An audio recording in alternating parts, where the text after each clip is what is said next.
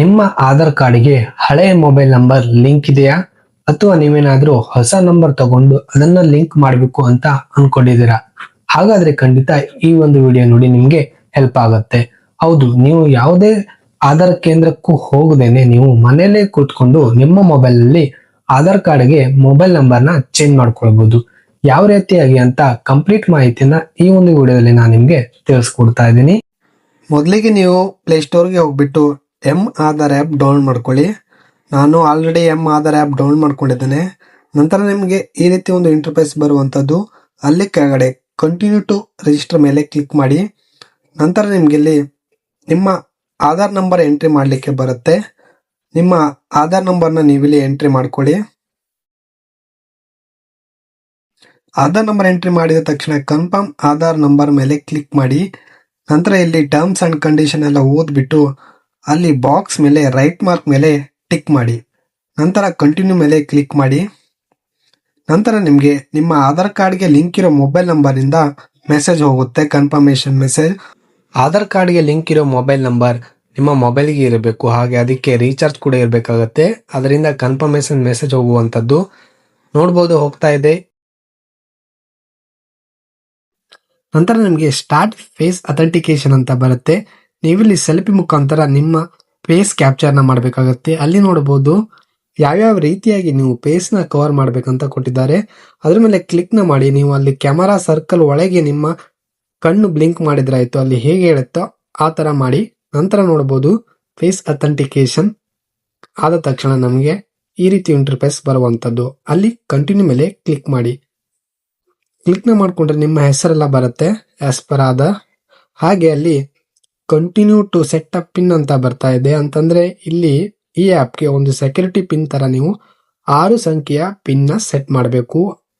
ಅಂತಂದ್ರೆ ಪದೇ ಪದೇ ಆ್ಯಪ್ ಓಪನ್ ಮಾಡುವಾಗ ಕೇಳುತ್ತೆ ಇದು. ಹಾಗೆ ಇದ್ರ ಜೊತೆಗೆ ನೀವು ಪ್ಯಾಟರ್ನ್ ಆಗಿರ್ಬೋದು, ಫಿಂಗರ್ ಪ್ರಿಂಟ್ ಆಗಿರ್ಬೋದು, ಸ್ಕ್ರೀನ್ ಲಾಕ್ನ ಮಾಡ್ಕೋಬಹುದು, ಎರಡು ಮಾಡ್ಕೊಳ್ಬೇಕಾಗತ್ತೆ. ಸೆಕ್ಯೂರಿಟಿ ಪಿನ್ ಎಂಟರ್ ಮಾಡಿದ ತಕ್ಷಣ ಕನ್ಫರ್ಮ್ ಪಿನ್ ಮೇಲೆ ಕ್ಲಿಕ್ ಮಾಡಿ.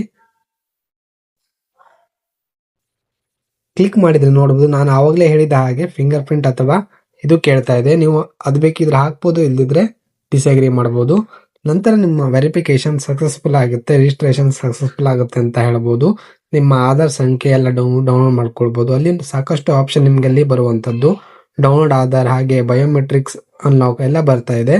ಅಲ್ಲಿ ಕೆಳಗಡೆ ಸರ್ವಿಸ್ ಮೇಲೆ ಕ್ಲಿಕ್ನ ಮಾಡಿ ನೀವು ಮೊಬೈಲ್ ನಂಬರ್ ಚೇಂಜ್ ಮಾಡ್ಕೊಳ್ಬೇಕಾಗತ್ತೆ.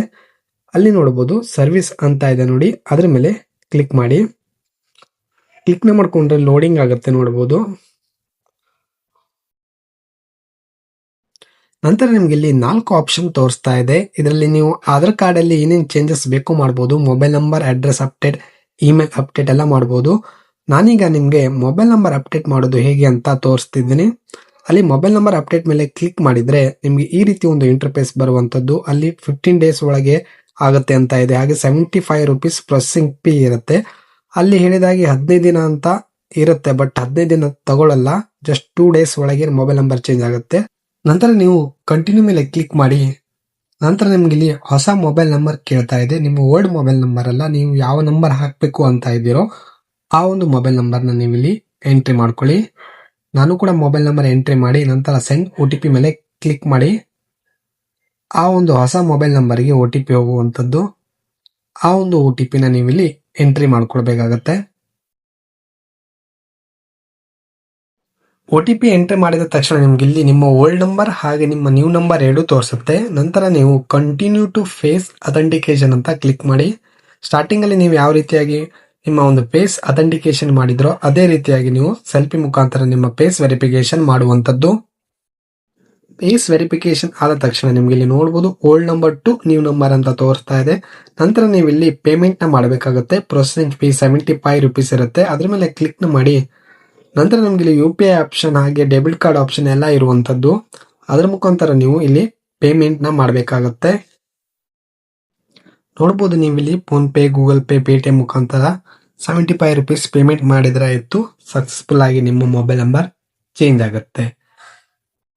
ಈ ರೀತಿಯಾಗಿ ನೀವು ನಿಮ್ಮ ಆಧಾರ್ ಕಾರ್ಡ್ಗೆ ಮೊಬೈಲ್ ನಂಬರ್ನ ಚೇಂಜ್ ಮಾಡ್ಕೊಳ್ಬಹುದು. ಇದಾಗಿತ್ತು ಈ ಒಂದು ವಿಡಿಯೋ. ಈ ವಿಡಿಯೋ ಖಂಡಿತ ಇಷ್ಟ ಆಗಿದ್ರೆ ಲೈಕ್ ಮಾಡಿ, ಹಾಗೆ ಫ್ರೆಂಡ್ಸ್ ಗಳಿಗೆ ಶೇರ್ ಮಾಡಿ. ಮುಂದಿನ ವಿಡಿಯೋದಲ್ಲಿ ಮತ್ತೆ ಸಿಗೋಣ. ಧನ್ಯವಾದಗಳು.